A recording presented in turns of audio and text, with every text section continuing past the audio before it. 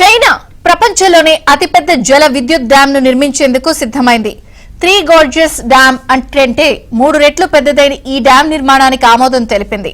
Tibet ప్రాంతంలో భారత సరిహద్దుకు సమీపంలో ఈ డ్యామ్ ను చైనా నిర్మించనుంది.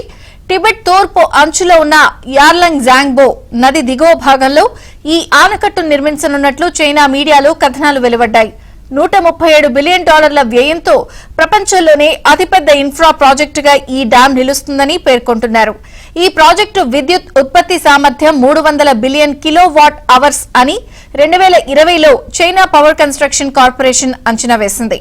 ప్రస్తుతం చైనాలో ఉన్న అతి పెద్దదైన 3 Gorges డ్యాం సామర్థ్యం 88.2 బిలియన్ కిలోవాట్ అవర్స్ అంటే కొత్త డ్యాం సామర్థ్యం దానికి 3 రెట్ల అధికం.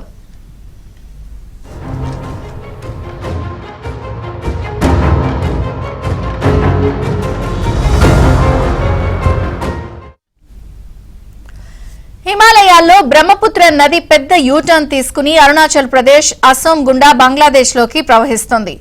యూటర్న్ తీసుకునే ప్రాంతంలోని భారీ లోయ వద్ద డ్యాం ను నిర్మించాలని చైనా నిర్ణయించింది. $137 బిలియన్ ఖర్చుతో నిర్మించనున్న ఈ ప్రాజెక్టు ప్రపంచంలోనే అతి ఖరీదైన భారీ ప్రాజెక్టుగా నిలవనుంది.